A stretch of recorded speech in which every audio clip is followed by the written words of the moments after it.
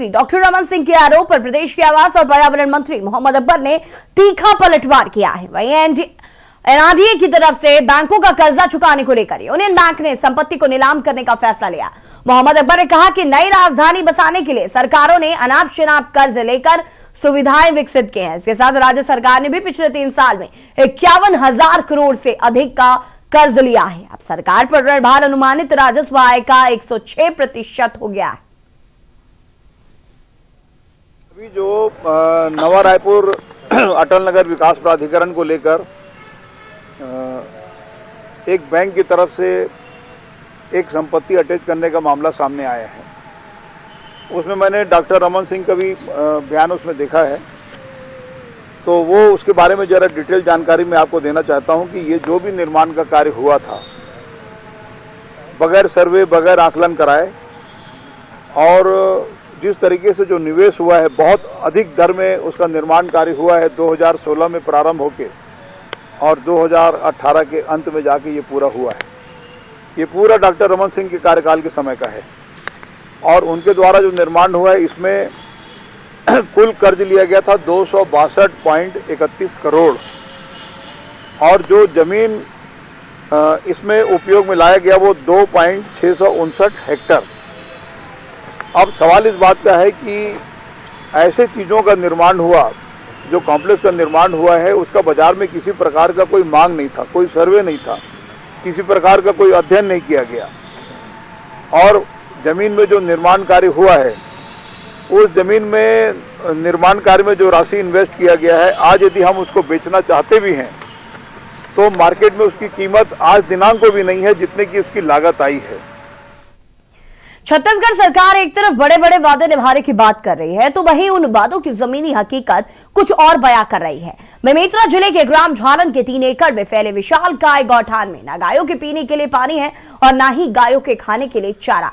ये वही गौठान है। कृषि मंत्री रविंद्र चौबे अपने फेसबुक पेज पर इसी ग्राम झालन की स्वयं सहायता की महिलाओं को आत्मनिर्भर बताते हुए मल्टी एक्टिविटी से उनकी आय बता रहे, लेकिन इसकी जमीनी हकीकत की पड़ताल जब के न्यूज ने की तब बताया गया कि स्वयं सहायता की महिलाओं ने अपनी जो पीड़ा है उसे साझा किया।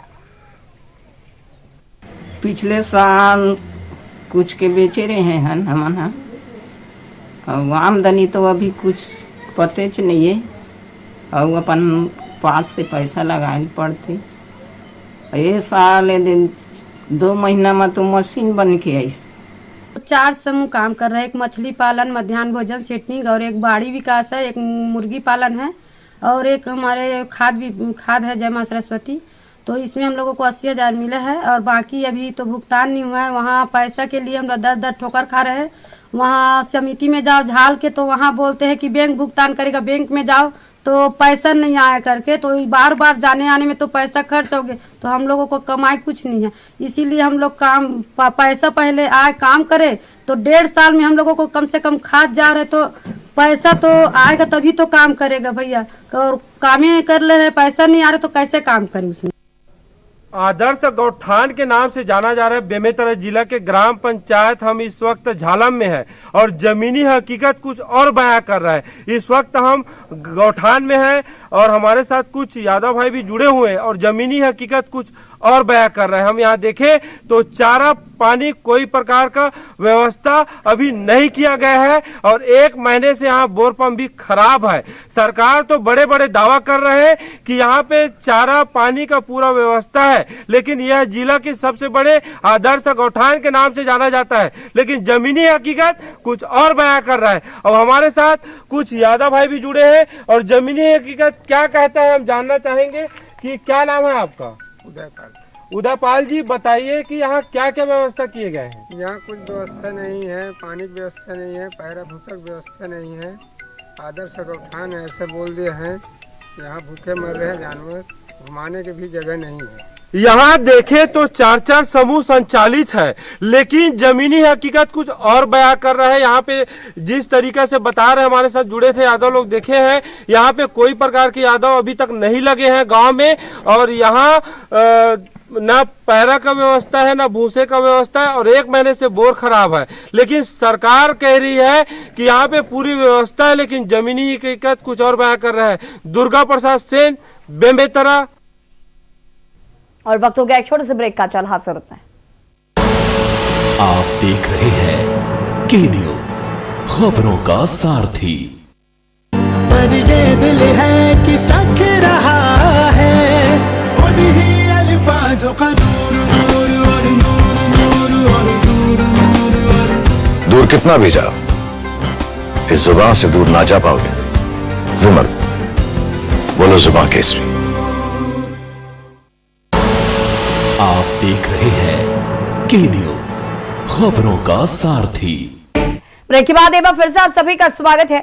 ऊर्जाधारी भू विस्थापित किसान कल्याण समिति ने साइलो एवं सीएचपी से निकाले गए मजदूर रोजगार बहाली के लिए और अन्य मांगों को लेकर पिछले 5 दिसंबर से शुरू आंदोलन के दौरान यहां पर काम कर रहे कामगारों को कम वेतन में काम करने और आंदोलन से दूर रहने के लिए धमकाने वाला दलाल नुमा व्यक्तियों पर कार्रवाई करने की मांग करते हुए थाने में शिकायत की है।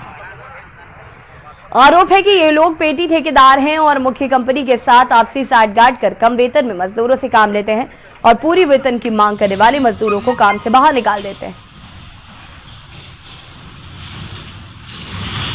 मीडिया के माध्यम से मैं बताना चाहूँगा कि पिछले लंबे समय से साइलो सीएचपी में निकाले गए मजदूरों को लेकर के ऊर्जाधारी भू विस्थापित संगठन भरपूर विरोध कर रहा है। 3 से 4 घंटे साइलो और सीएचपी को बंद किया गया था, उसमें आज तक हमारे मजदूर कुछ हद तक लगे, बाकी बचे हैं। अभी सामने में ये बात आ रही है कि लंबे समय से पिछले 7-8 सालों से जो साइलो में मजदूर काम कर रहे थे, उन्हीं के बीच में मजदूर की श्रेणी में काम करने वाले कुछ ऐसे ठेकेदार, दलाल नुमा ठेकेदार हैं जो एलपीसी रेट पर पेमेंट जो मजदूरों के खाते में आते हैं उनसे ज़बरदस्ती उनका पैसा दबावपूर्वक निकालते हैं या उनको हटा देते हैं। अभी वर्तमान में एक बात सामने आई कि इलेक्ट्रिशियन ट्रेड के 11-15 मजदूरों के खाते में एलपीसी रेट पे पेमेंट आया, उसके ऊपर भी उन लोग मानसिक दबाव देकर के पैसे की मांग कर रहे हैं। दक्षिण बस्तर के दंतेवाड़ा जिले को नक्सल मुक्त कराने के लिए भिन्न भिन्न अभियान चलाए जा रहे हैं। दंतेवाड़ा पुलिस अधीक्षक के द्वारा लोन वराचू नक्सल उन्मूलन अभियान चलाया जा रहा है, जो अभी तक काफी सफल रहा। वहीं सीआरपीएफ के द्वारा भी एक नक्सल उन्मूलन अभियान चलाया जा रहा है।